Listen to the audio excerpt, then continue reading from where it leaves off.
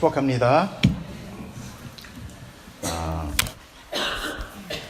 오늘 말씀 아주 간단하고 또 여러분들이 많이 아는 이야기입니다.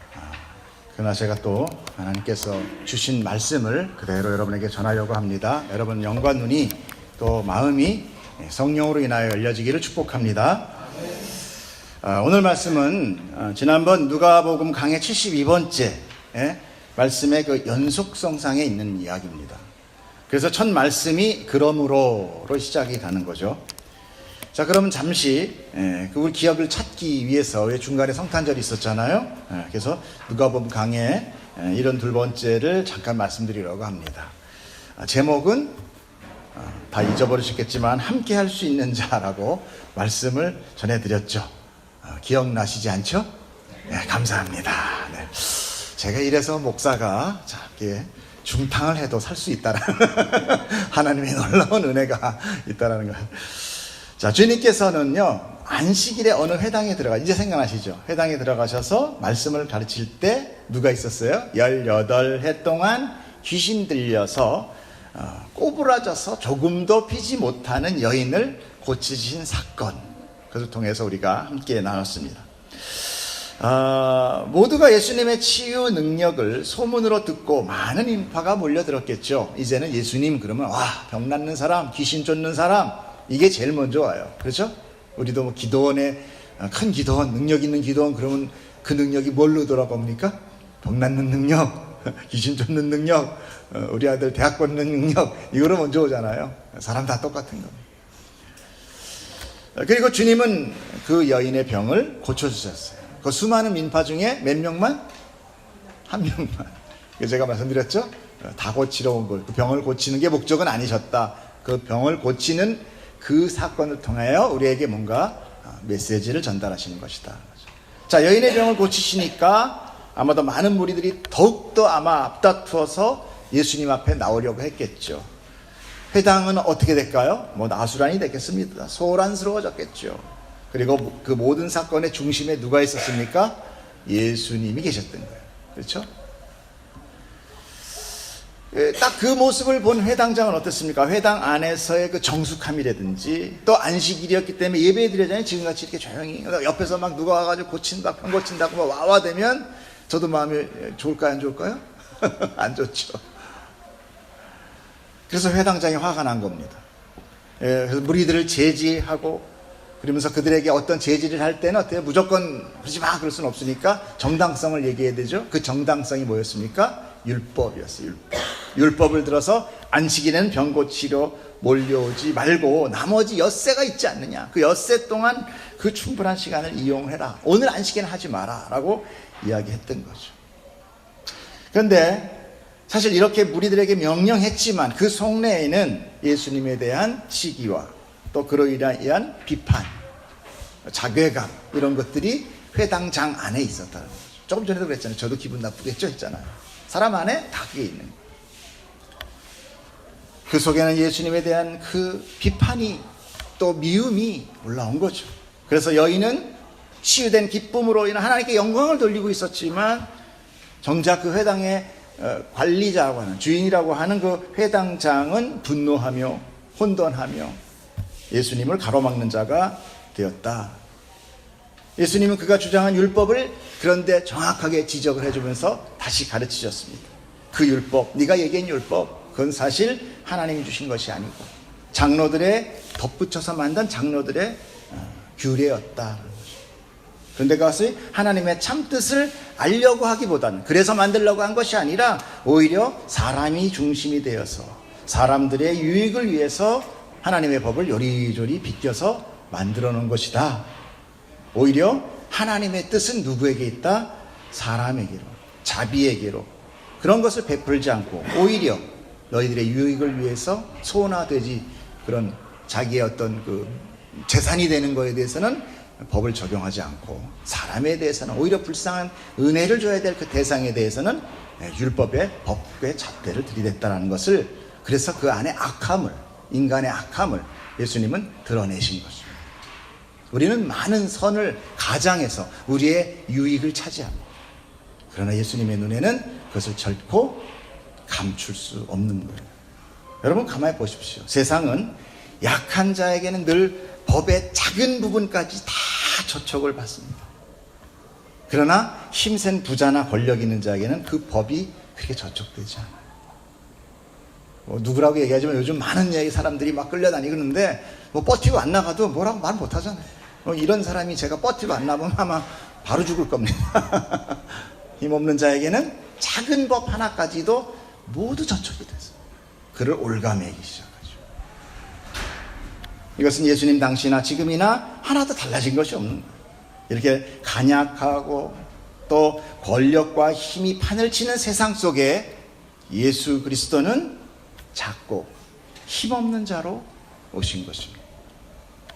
그래서 오늘 말씀이 그러므로 라는 접속어와 함께 주님은 이제 비유로 가르치시기 시작하신 것입니다. 자, 18절 19절 함께 읽어주세요. 시작.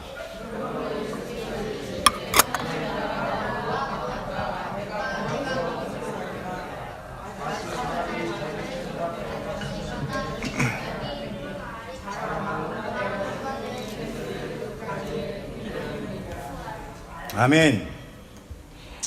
이 이야기는 너무도 작은 겨자씨가 밭에 뿌려져서 그것이 우물트고 자라나 나무가 되어 이제 공중의 새도 그 가지에 깃들게 되는 그런 커지는, 자라나는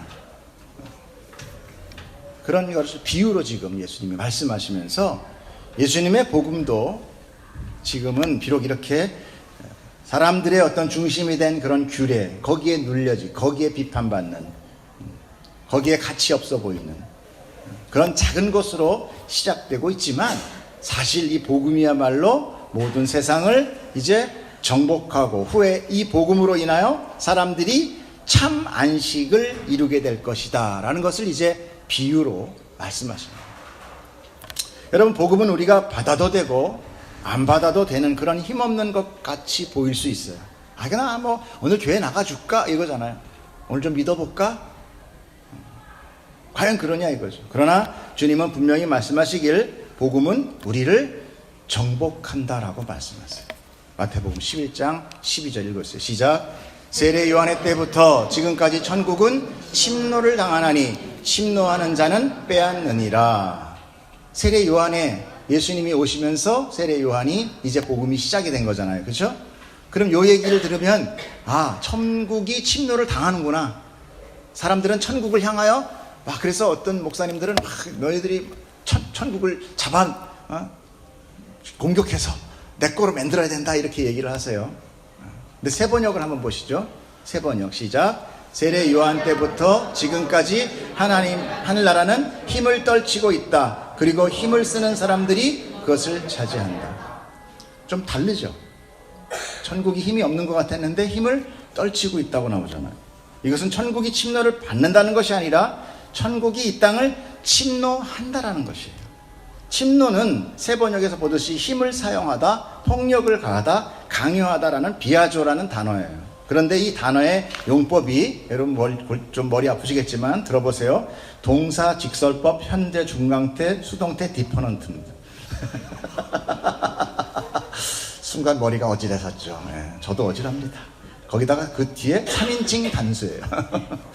그런데 히브리어에는요 특별한 문법이 있어요. 이것이 바로 디퍼넌트. 제가 언제 한번 말씀드렸을 거예요. 디퍼넌트라는 문법인데, 이 디퍼넌트는 수동태를 능동태로 바꿔요. 강한 능동태로. 그러므로 천국이 침노를 당하는 것이 아니라 침노를 한다. 즉 복음은 우리가 용납하기도 하고 버리기도 하는 것이 아니라 복음이 우리를 폭력적으로 공격해 들어온다. 이런 거예요. 하나님의 뜻이 우리를 파고 들어오는 거예요. 파괴하면서 들어오는 것입니다. 그런데 그 복음이 처음에는 너무 작아서 우리는 그걸 잘 모르고 무시해버리거나 이렇게 치부해버리는 거예요. 이게 내가 믿어볼까? 이럴까 저럴까? 안 그래요.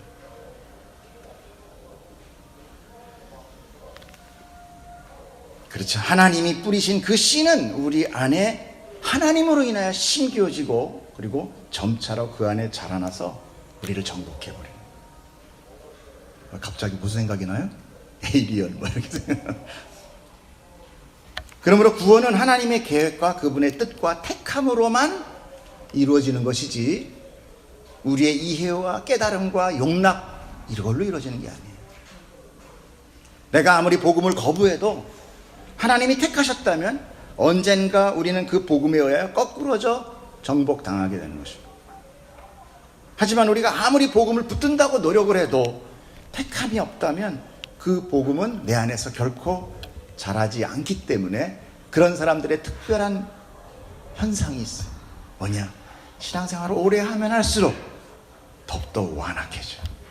그리고 계속 율법을 치닫는 주로운 사람들을 못살게 굴고 정죄하고 군림하면서 자기 스스로 믿음 있는 자라는 것을 보이려고 노력을 합니다. 이게 달라요. 어떤 사람들이 휙 지나갑니까? 생각 속에. 내가 안 그러면 되는 거예요. 그런데 그들이 예수님 당시에 누구였습니까? 바로 바리새인 그리고 종교 지도자들이었어요. 그래서 예수님은 그들을 향하여 이 독사의 자식들아, 회칠한 무덤과 외식하는 자들아 그렇게 얘기했던 거예요. 그러므로 우리는 교회에서 무엇이든지 하라는 걸 그냥 다 거침없이 받아들이기 전에 먼저 성경에서 무엇이라고 가르치는지를 정확하게 알아야 하는 거예요. 여러분, 이것은 정녕 우리가 죽고 사는 문제인 것입니다. 복음은 내가 아니라 하나님에 의하여 씨가 심겨야만 되고 그 씨는 하나님으로 인하여 자라나는 거예요. 주님의 표현인 하나님 나라가 무엇과 같을까? 내가 무엇을 비교할까? 라고 이렇게 말씀하시는 것은 예수님은 항상 성경을 바탕으로 해서 말씀을 하세요. 뭘 하나라도. 이거 역시 이사야서를 인용하여 말씀하신 거예요. 한번 볼까요? 이사야서 40장 18절. 그런즉 너희가 하나님을 누구와 같다 하겠으며 무슨 형상을 그에게 비기겠느냐. 이 말의 형태를 그대로 갖다. 그러니까 성경을 달달 외우던 유대인들은 무슨 생각이 나요? 아, 이거 성경에 하나님 하신 말씀인데. 예수님은 누구다? 하나님이다라는 것을 이렇게 말씀하세요. 이렇게 주님은 늘 성경 안에서 말씀하시고 그 언약을 성취하시는 그 근본으로 계십니다. 그런데 우리가 성경을 모르면 어떻게 됩니까? 그건 말이 안 되는 거예요. 그래서 여러분, 우리는 늘 이런 성경 말씀을 들어야 돼요. 예배 가운데 많은 부분이 성경 말씀을 할애하고 있는 것이 바로 그 이유인 것입니다. 그런데 그 중요한 시간에 그 말씀이 선포되고 여러분들이 깨어져야 되는 그런 시간에 세상 정치라든지 복이라든지 인본주의로 회중의 기분을 맞추고 있다면 그 얼마나 안타깝습니까? 그런 시간 낭비예요. 제가 어떤 전도사님이 저한테 와가지고 얘기를 들었는데 그분이 지금 심호하고 있는, 그러니까 섬기고 있는 교회 목사님이 거기 노인병원을 같이 한대요. 근데 주일마다 온통 노양병원 운영에 대한 얘기만 하신대요. 아주 지겨워 죽다고. 교인들이 말씀에 갈급한 거예요. 성경 말씀 좀 들었으면 좋겠다. 말씀 한 구절 딱 읽고서는 우리 요양병원이 어떻게 했는데 이번에 뭘 했는데 뭘 했다.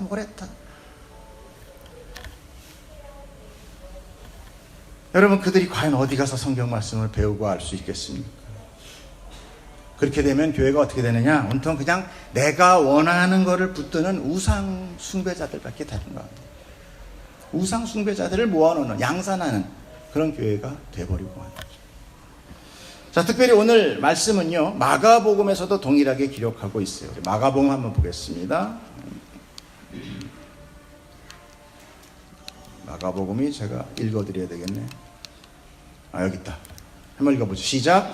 또 이르시되 우리가 하나님의 나라를 어떻게 비교하며 또 무슨 비유로 나타낼까? 겨자씨 한 알과 같으니 땅에 심길 때에는 땅 위의 모든 씨보다 작은 것이로되 심긴 후에는 자라서 모든 풀보다 커지며 큰 가지를 내나니 공중의 새들이 그 그늘에 깃들일 만큼 되느니라. 복음은 우리 안에서 미약하게 시작하지만 세상 속에서도 그 힘과 상태가 너무나 작은 것 같이 들어온다라는 것. 하지만 점점 자라서 이제 많은 이들이 믿고 안식을 누리는 큰 나무와 같이 확장되는 거예요. 하나님 나라의 확장을 이야기하는 거죠. 그러므로 세상 속에서도 또한 우리 안에도 믿음이 언제 심기어졌는지, 어떻게 자라고 있는지 우리가 알 수 없어요. 몰라요.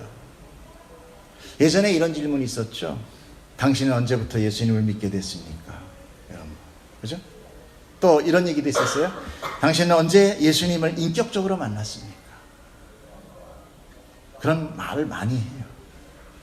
사실 우리는 언제 우리 안에 복음이 들어온지 알지 못해요. 여러분 아십니까? 대부분 우리들은 어떤 걸 가지고 생각을 해요?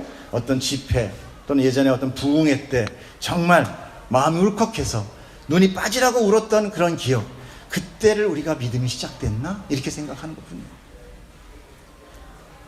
이런저런 경험 이후에도 그런데 복음은 정확히 알지 못해요.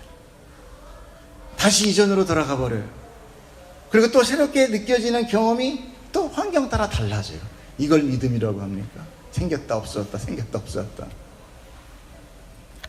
그러므로 내 안에 믿음은 언제 정확히 들어왔는지 알 수 없다는 거예요. 마치 작은 겨자씨 한 알이 땅에 심겨지는 거. 몰라요. 아무도 안 보여요. 흙에 턱 섞이는 순간 흙보다 작은 씨가 보이나요? 이렇게 하나님 나라가 이 겨자씨의 성장과 같다는 것은 그 나라의 시작이 매우 미약한 것 같이 보인다. 사람들 눈에. 그래서 무시한다는 거예요. 영의 눈이 보이지 않으면 결코 하나님 나라를 받아들이지 않는다는 것입니다. 근데 여러분들이 받아들이고 여기 와 있다는 거예요. 이게 기적이에요, 여러분. 이게 놀라운 거예요. 어떻게 알고 여기 오시는 겁니까? 사람들은 눈여겨보지도 않고 관심을 갖지도 않습니다. 그러나 마지막에는 사람들의 예측을 초월하는 놀라운 결과를 가져오게 된다는 것을 주님은 말씀하고 계시는 것입니다. 20절, 21절 읽어주세요. 시작. 또 이르시되 내가 하나님의 나라를 무엇으로 비교할까? 마치 여자가 가루 서말 속에 갖다 넣어 전부 불필게 한 누룩과 같으니라 하셨더라. 이번에는 누룩에 대해서 같은 비유로 설명하고 계시는데, 이 누룩을 비유한 것은 오로지 누가복음에만 있습니다. 다른 데서는 겨자씨까지 나오는데 누가복음에만 누룩의 비유를 하고 있어요. 주님은 가루가 서말이라고 그 양을 말씀하고 계세요. 그 당시 밀가루 서말이라는 것은, 제가 서말은 또 뭔가 그래가지고 온갖 찾는데 한 이틀 걸렸습니다. 이 서말에 무슨 의미가 있나? 왜냐면 이렇게 써 있으니까. 그랬더니 그 유대 지방에서 밀가루 반죽을 할 때 사용하는 평균적인 항상 양이 서말이래요. 그렇게 믿으십시다. 저도 거기서 다른 특별한 의미가 없다는 거예요. 그 관습이에요, 관습이. 그러니까 그 당시에 예수님은 그 사람들이 쉽게 이해할 수 있는 언어와 그런 환경을 이용해서 전했다는 거. 그렇지, 서말로 하지, 이런 거예요, 그냥. 근데 누룩이 나와요. 여러분, 누룩은 우리도 잘 아는 밀가루 반죽을 해서 그걸 숙성시키기 위해서 사용하는 그런 효소 맞습니다. 빵을 만들기 위해서는 이제 가루 서말을 사용하여 반죽을 한 다음에 빵을 굽기 전에 거기에 누룩이라는 효소를 넣어서 빵이 숙성되고 부풀게 하는 단계를 거치게 된다는 거죠. 만약에 누룩을 넣지 않고 숙성하는 시간을 갖지 않고 반죽 후에 바로 빵을 굽게 되면 그것은 빵이 아니라 뭐가 돼요? 빈대떡같이 안 부풀어가지고. 그죠? 이것이 누룩을 넣지 않은 유대인들이 6월절에 먹는 뭐예요? 무교병이에요. 무교병. 눌러붙어 있는 병. 빵. 그러므로 빵을 만들기 위해서는 누룩이 필수이고, 빵을 굽기 전에 누룩이라는 효소가 그 반죽에 퍼지는 시간이 필요하게 되는 거죠. 그렇죠? 이제 누룩으로 인하여 빵은 먹음직하게 또 맛있는 빵으로서의 진면목을 갖게 될 것입니다. 이것을 주님은 복음으로 비유한 겁니다. 겨자씨가 자라는 동안에 시간이 들어가듯이 효소가 누룩이 또 빵을, 그 반죽을 다 이렇게 정복하는데, 모든 것에 퍼지는 것에 또 시간이 필요하다. 숙성의 시간이 필요하다는 거죠. 적은 양의 누룩이 온통 반죽을 점령하여 그 반죽을 변화시키는 거예요. 그러면 그 반죽이 구워지면서 어떻게 돼요? 먹음직스러운 빵으로 재탄생하게 되는, 이걸 보고 새 창조를 얘기하시죠. 그러므로 앞에 겨자씨가 심기어 자라서 커져서 새들이 깃들게 되는 것 같이 이 세상의 적은 양의 복음이 온 세상을 점령하여 새롭게 바꾸게 될 것을 의미하고 있는 것입니다.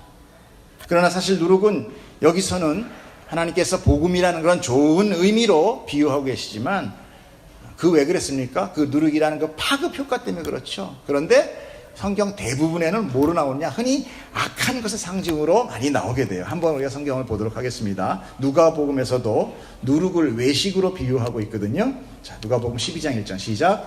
그동안에 서로 밟힐 만큼 되었더니 예수께서 먼저 제자들에게 말씀하여 이르시되 바리새인들의 누룩 곧 외식을 주의하라. 예, 여기서 외식을 누룩으로. 그러니까 이 누룩의 이 은근히 퍼지는 이 속성을 해서 나쁜 것을 얘기하죠. 또 있어요. 누룩을 바리새인과 사두개인들의 교훈이라고 해서 제자들에게 또 경고하십니다. 마태복음 시작. 예수께서 이르시되 삼가 바리새인과 사두개인들의 누룩을 주의하라 하시니 제자들이 서로 의논하여 이르되 우리가 떡을 가져오지 아니하였도다 하거늘 또는 이는 우리가 떡을 가져오지 아니하였음이로다. 예수께서 아시고 이르시되 믿음이 작은 자들아 어찌 떡이 없으므로 서로 논의하느냐 너희가 아직도 깨닫지 못하느냐 떡 5개로 5,000명을 먹이고 준 것이 몇 바구니며 떡 7개로 4,000명을 먹이고 준 것이 몇 방주렸는지를 기억하지 못하느냐 어찌 내 말한 것이 떡에 관함이 아닌 줄을 깨닫지 못하느냐 오직 바리새인과 사두개인들의 누룩을 주의하라 하시니 그제서야 제자들이 떡의 누룩이 아니요 바리새인과 사두개인들의 교훈을 삼가라고 말씀하신 줄을 깨닫으리라. 네, 여기서도 또 안 좋은 것, 인본주의인 교훈들을 주의해라. 여러분 이 얘기를 그냥 그거 알아 이거로 끝이면 여러분 안에 양식이 되지 않습니까? 우리가 얼마나 수많은 세상의 교훈들로 젖어 삽니까? 여러분 우리의 삶에 내가 잘 산다, 내가 가치 있다, 내가 복이 있다라고 생각하는 그 가치의 기준이 뭡니까? 우리 정확히 얘기해 봅시다. 성경의 기준입니까? 세상의 기준입니까? 세상의 기준이에요. 그것이 바로 오늘 얘기하는 예수님이 말씀하신 그 누룩이에요. 근데 우린 다 거기 젖어서 교회에 와서 예수의 이름을 부르고 하나님의 이름을 부르고 십자가를 드리면서 그거 주세요 그러고 있다는 거예요. 이게 얼마나 참남한 것인지 아십니까? 여러분 우린 정신 차려야 돼요. 예전에 우리가 어떻게 믿었든지 다 좋습니다. 그러나 오늘 이 시간부터 여러분은 이 말씀에 눈이 뜨셔야 돼요. 그렇지 않으면 우리는 그저 흘러갑니다. 그 누룩에 의하여 그냥 멸망하게 됩니다. 이와 같은 의미로 또한 바리새인과 헤롯의 영향력, 헤롯은 세상의 왕입니다. 그 누룩을 비유하면서 또 경고하십니다. 마가복음 보겠습니다. 시작. 예수께서 경고하여 이르시되 삼가 바리새인들의 누룩과 헤롯의 누룩을 주의하라 하시니 그러니 지금 율법을 목숨보다 더 잘 지키겠다고 열심히 지금 신앙생활을 했던 그 바리새인과 이방인이며 불신자인 헤롯을 어떻게 놓고 있어요? 동일선상에 놓고 있다는 거예요, 여러분. 여러분 내가 그렇게 막 교회 살아는 거 다 하고 열심히 하고 모든 법을 다 지키면서 하나님만 믿는다고 했는데 하나님이 너 세상과 똑같네? 이렇게 얘기하는 거랑 똑같은 거예요. 여러분 그걸 무엇로 구분할 수 있겠어요? 정신 차리지 않으면 우리 기독교 믿는 이 믿음, 이 신앙, 이 예수교라는 것이 그렇게 만만한 게 아니에요. 목탕만 잘 뚫린다고 되는 것도 아니에요. 정화수 떠놓고 많이 빈다고 해서 해봐야 손에서 닭똥 냄새밖에 안 나는 거예요.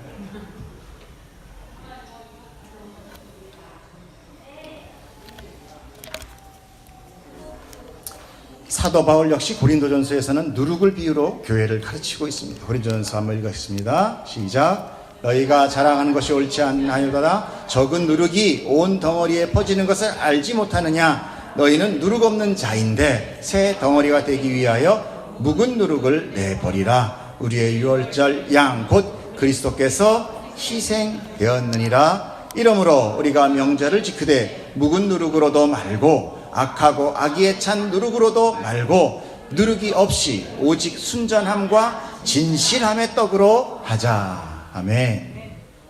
여기서 누룩은 세상의 것, 세상의 관습과 자랑, 즉 죄를 의미하고 있는 거예요. 그래서 우리에게 죄는 누룩이 온 반죽에 퍼진 것 같이 우리에게 퍼져서 우리를 죄 자체로 만들어버려요. 우리가 짓는 죄가 따로 있고 나는 그게 아니라 죄와 내가 그냥 하나가 돼버리는 거예요. 그런데 예수 그리스도의 십자가로 인해서 이제 그 죄는 다 사해지는 거예요. 나와 하나가 되었던 죄가 예수님의 그 보혈, 이제 더 이상 우리에게 그런 죄의 누룩은 없다라고 하나님께 판결내어 주신 겁니다. 여러분, 이것이 은혜예요. 그래서 이제는 그리스도 안에서 거듭나기 전에 타락한 옛사람을 벗어버리죠. 새 생명을 소유한 사람으로 살아야 된다라고 말씀하죠. 사도 바울은 누룩의 비유를 유월절의 무교병과 유월절 어린 양이라는 또 다른 비유의 의미에서 연결시키고 있는 것입니다. 그리스도의 희생으로 죄를 해결하심으로 그 누룩을 제거함은 예전 유월절 출애굽 때 그 직전에 유월절 출애굽하기 바로 전에 유월절이 있었거든요. 그래서 임방의 피가 발린 집, 문설주의 피가 잘린 집은 그 죽음이 넘어가잖아요. 그죠? 10계를 보시면 금방 아시겠어요? 그 직전에 이스라엘 백성에게 행하라고 하신 것이 바로 뭐였냐? 너희는 옷을 다 입고 떠날 준비를 하고, 그리고 누룩 없는 빵, 무교병을 먹어라. 이것이 유월절이다. 우리는 이 세상을 급히 떠나는 자와 같은 거예요. 여기에 무슨 아방궁을 짓고 좋은 빵을 만들어 놓아서 기다리는 것이 아니라 그저 오늘 먹고 빨리 달려갈 그만큼 세상에 누룩이 안 들어가 있는 그리스도인들은 바로 이 누룩 없는 빵에 참여한 자들임을 더 이상 누룩 있는 떡을 먹지 않는다라고 설명하고 있는 거죠. 즉 죄의 모든 것을 제거하였으므로 다시 죄가 들어오지 못하게 하자 하는 것입니다. 세상은 누룩을 넣고 맛을 가미하며 보기에 좋고 먹음직스러운 것으로 취합니다. 그러나 그것 바로 보기에 좋고 먹음직한 것, 이것이 죄의 시초가 되고 있다는 것입니다. 창세기 3장 6절 보겠습니다. 시작. 여자가 그 나무를 본즉 먹음직도 하고 보암직도 하고 지혜롭게 할 만큼 탐스럽기도 한 나무인지라 여자가 그 열매를 따먹고 자기와 함께 있는 남편에게도 주매 그도 먹은지라. 시작이 뭐였어요? 먹음직도 하고 보암직.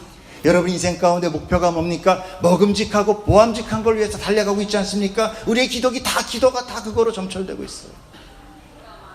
그래서 성경은 경고합니다. 창세기 때 경고하고 있어요. 그거 죄다. 그거 세상이 내놓는 거다. 나는 그거 주는 자들 아니다. 그런데 더 놀라운 사실을 여기 이 말씀 가운데서 발견할 수 있는 게 있습니다. 뭡니까? 여자가 그 열매를 따먹고 자기와 함께 있는 남편에게 줬다고 그러잖아요. 그러니까 여자가 하와가 뱀하고 쓱싹쓱싹해서 따먹고 달려가서 여보 당신도 먹어봐 한 게 아니라 그 옆에 누구도 있었다? 에? 아담도 거기 옆에 붙어서 같이 그 얘기 듣고 있었다라는 거예요. 그래서 아담의 죄로 나오는 겁니다. 하와가 넘어가는 것을 묵인하고 있었다는 거예요. 똑같은 겁니다.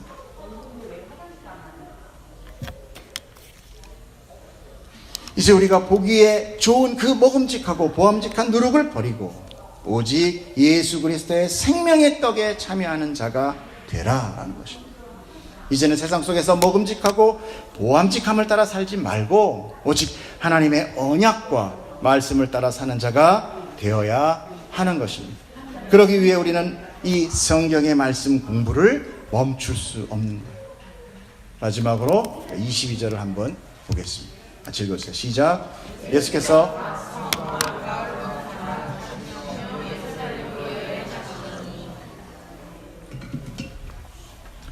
이 말씀을 딱 읽으니까 앞에 이야기하고 좀 동떨어진 것 같다라는 생각이 들지 않습니까? 응? 이거 좀 딴 얘기네? 이제 그거 끝나고 딴 데로 가시는 거네? 이건 무슨, 왜 이 오늘 본문에 같이 넣었을까? 아무 생각 없습니까? 그러나 이 마지막 말씀이 오늘 이 비유에 가장 중요하고 이 비유를 완성하시는 말씀입니다. 예수님이 이제 예루살렘을 향하여 점점 다가가고 계십니다. 주님의 여정의 끝은 예루살렘이고 예루살렘은 주님이 십자가에 죽으셔 장소인 것. 즉 복음의 실체이신 예수님께서 친히 누르게 되시고 그 복음의 겨자씨가 되셔 이제 자라나 완성하기 위해 주님은 마지막 십자가를 향하여 가시는 거예요. 아무리 누르기 어쩌고 겨자씨가 어쩌다 하더라도 예수님의 십자가의 완성이 없으면 다 꽝인 거예요. 즉 복음의 실체이신 예수님께서 친히 누르게 되시고 친히 겨자씨가 되었어요. 그러잖아요. 씨가 땅에 떨어져 죽지 아니하면 그냥 그 씨 하나 남는 거고, 씨가 떨어져 그에 죽으면 많은 열매를 맺는 거예요. 씨가 죽으러 가는 거죠. 이제 주님의 십자가의 죽으심으로 그 복음은 완성돼요. 우리는 모두 주님의 십자가로 완성된 그 복음, 그 누룩으로 인하여 이제 내 안에 새 생명을 받은 새 몸으로 재창조되는 것입니다.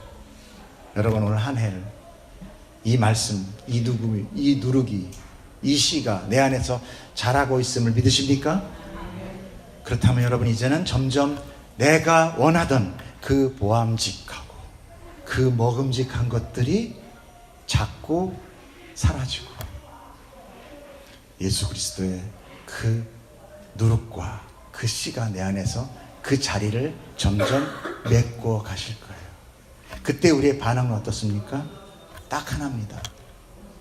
주님 왜 내 기도는 안 들어주세요? 이 기도예요. 이 반응이에요. 주님 없으시죠?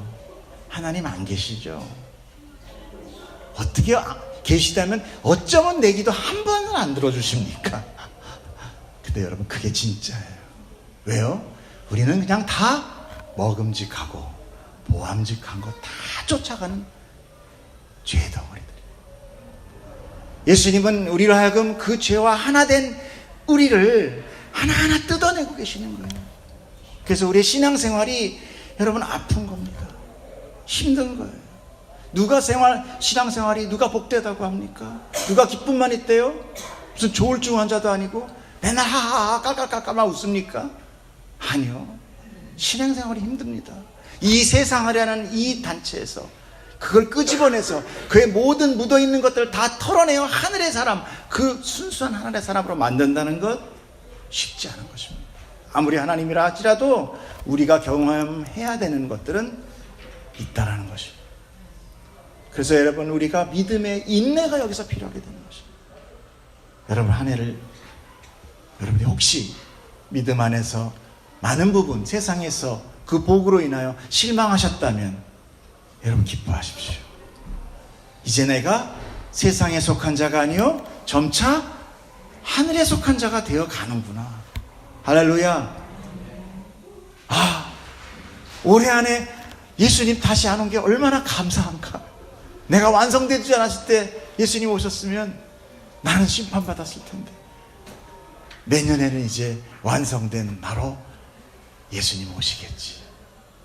여러분 우리 내년에는 꼭 예수님 오실 거를 기도하고 믿으십시다. 아마 많이 쌓아놓으신 분은 싫으실 거야. 그런데 아무것도 없는 자는 빨리빨리 가자. 그래. 그래서 매 말마다 올해도 안 오셨네.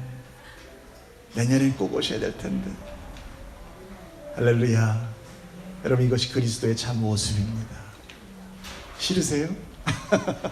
어쩔 수 없어요. 그건 제가 마음대로 할 수 있는 게 아닙니다. 여러분 축복합니다.